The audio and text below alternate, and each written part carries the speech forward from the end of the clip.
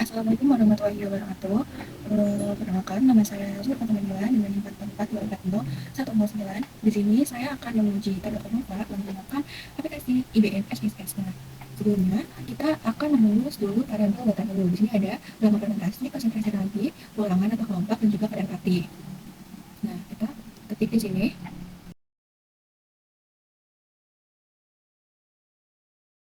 Nah, ketika sudah diketik, kita masukin value-nya. Nah, tadi lama fermentasi kan ada tiga taraf. Nah, yang pertama itu ada yang 12 jam. Nah, yang kedua itu ada 24 jam.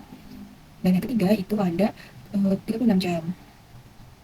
Klik OK. Nah, selanjutnya konsentrasi lagi. Nah, konsentrasi lagi itu ada 4. Yang pertama itu ada 1,25%, yang 2,2,50%, yang ketiga 3,75%, dan yang keempat itu adalah 5%. Klik OK. Nah, untuk ulangannya kita pakai 3 ulangan. Kita ubah jadi yang pertama itu U1, yang kedua itu U2, dan yang ketiga itu U3. Nah, kalau udah klik OK. Nah, measure-nya itu diubah jadi scale semuanya ya. Nah, untuk decimalnya lama fermentasi itu diubah ke 0, juga ulangan juga ubah ke 0. Nah, klik ke data view. Nah, kita copy nih datanya dari Excel.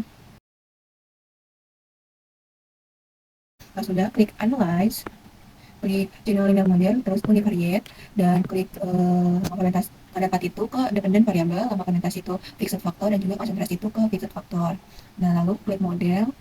Nah, ganti ke custom. Nah, ubah dulu tipenya ke main effect, terus tuh lama fermentasi sama konsentrasi itu dipindahin. Nah, ubah lagi ke interaction. Oke, pindahin, klik continue. Lalu untuk selanjutnya klik post hop, nah pindahin juga lama fermentasi sama konsentrasi lagi. Atau variasinya itu LSD, 2K, sama Duncan. Terus klik continue. Nah, di option, klik yang overall dipindahin. Nah, untuk displaynya deskriptif sama homogeneity. Nah, klik OK. Nah, di sini ada hasil data tabel ANOVA-nya. Nah, dilihat dari hasil dapat ditemukan bahwa faktor lama fermentasi, konsentrasi lagi, serta interaksi antara pada faktor tersebut berpengaruh sangat nyata terhadap kadar pati karena nilai F itunya itu lebih besar dari nilai signifikannya. Ini adalah kesimpulan untuk yang RAL. Selanjutnya kita masuk ke yang uji RAK. Nah, di sini ulangannya kita ganti jadi kelompok. Nah, lalu masuk ke data view, datanya itu masih sama. Nah, klik analyze.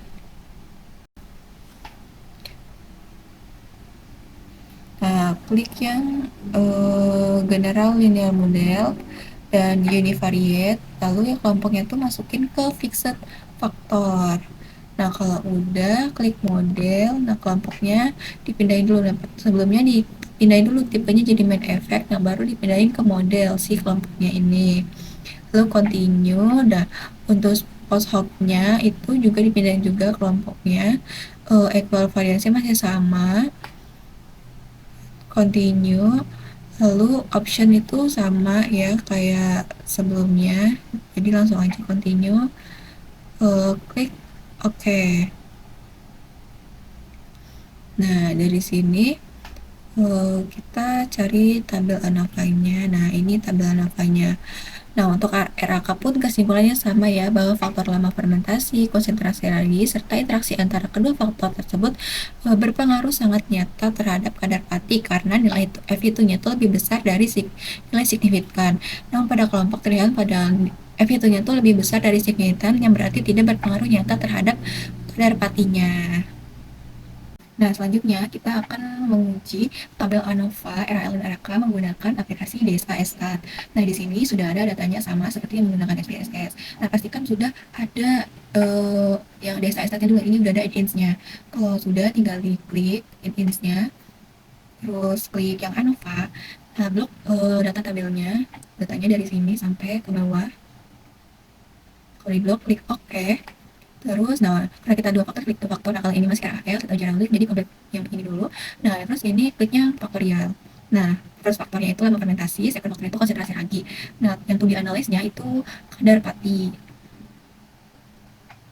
Nah, dari sini kita sudah dapat tabel ANOVA-nya, tapi kita harus melakukan uji lanjut dengan multiple compression test. Nah, ini kita klik yang total dari faktor lama fermentasi, klik OK. Nah, kita ubah dulu nih SED-nya menggunakan yang SED-nya kadar pati yang 41 0,418 yang ini. Nah, yang RSS-nya itu kita lihat di grafnya di bagian yang residual ini kan 24. Kita ubah dulu ke 24. Nah, klik OK. Yes. Nah, di sini udah ada hasilnya. Nah, kita lanjut uji lanjutan yang lainnya untuk yang konsentrasi raginya. Kita blok yang hasil konsentrasi ragi. Nah, kita ubah juga nih SED-nya menggunakan yang konsentrasi ragi. Itu yang 0,483659. Nah, untuk RSS-nya sama yaitu 24. Oke, yes. Nah, ini udah ada hasilnya. Nah, kita langsung lihat hasilnya. Nah, di sini dapat disimpulkan ada huruf A dan B pada tabel yang menunjukkan hasil uji lanjut. Nah, huruf yang sama berarti tidak berbeda nyata, sedangkan huruf yang berbeda itu berarti berbeda nyata. Nah, dilihat di sini lama fermentasi 24 dan 36 jam itu menunjukkan hasil yang tidak berbeda nyata. Namun pada 12 jam menunjukkan hasil berbeda nyata. Nah, ini kan yang 24 sampai 36 dengan huruf A, yang 12 jam itu huruf B. Nah, pada konsentrasi lagi 3,75% dan 5% menunjukkan hasil yang tidak berbeda nyata dengan nilai A. Terus dengan konsentrasi yang 1,25% dan yang 2,50% itu berbeda nyata. Jadi kombinasi perlakuan terbaik diperoleh pada lama fermentasi 24 jam dan konsentrasi ragi 5% dengan kadar pati 75,63. Nah, selanjutnya kita melakukan uji dengan RAK. Nah, sama klik ANOVA, lalu blok tabelnya. Nah, di sini klik OK. Nah, karena yang ini RAK, klik yang randomize block. Nah, klik OK. Yang multifaktor di sini faktorial. Nah, blok rules-nya ulangan kelompok, faktornya lama fermentasi, sedangkan faktornya konsentrasi lagi, dan tujuan nya kadar pati.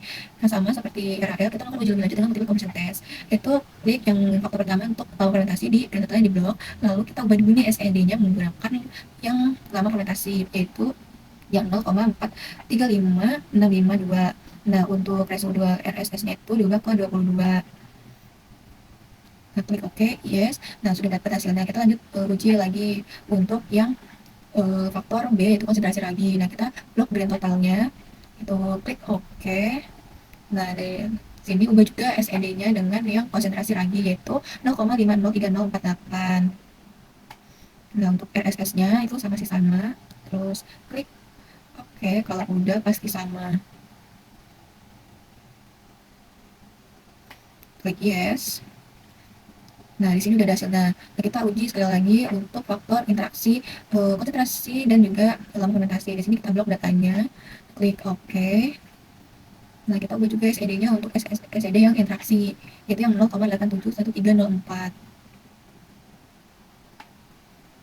Klik OK. Nah, di sini nah, kita pindahin dulu nih datanya. Nah, ini saya sudah membuat rekasan datanya ya. Dapat dilihat dari data di tabel bahwa lama fermentasi 24 dan 36 jam ini kan dapat huruf A yang menunjukkan tidak berbeda nyata dan menghasilkan kadar pati yang lebih tinggi dibandingkan lama fermentasi yang 12 jam. Terus yang konsentrasi lagi juga yang 3,75% dan 5% itu juga dapat nilai A yang menunjukkan bahwa tidak berbeda nyata dan dapat nilai kadar yang lebih tinggi dibandingkan konsentrasi 1,25% dan 2,50%. Nah, untuk perlakuan terbaiknya itu ada pada perlakuan lama fermentasi 24 jam dengan konsentrasi lagi itu 5% dan kadar pati 75,63. Nah, selanjutnya untuk yang faktor interaksi dan yang uji lanjut faktor interaksi ini dapat dilihat di sini bahwa perlakuan 8 dan 9 itu dapat nilai A kan, sehingga dia itu jadi nilai tertinggi dan tidak berbeda nyata. Nah, terus pada perlakuan ke 7 dan 10 itu dia dapat nilai AB yang berarti juga tidak berbeda nyata dengan nilai A atau nilai B. Nah, selanjutnya pada perlakuan 12, 6, 3 sama 11 itu dapat nilai BC dengan hasilnya itu dia di tengah-tengah atau hasil sedang. Nah, sedangkan untuk yang perlakuan 4 dia kan dapat nilai CD. Terus perlakuan 5, 1 dan 2 juga dapatkan nilai D yang menunjukkan itu nilai yang paling rendah. Dapat dilihat dari sini bahwa perlakuan terbaik itu ada di perlakuan 8 dengan rata-rata 75,63 karena termasuk nilai A, di mana nilai A ini adalah nilai yang paling tinggi.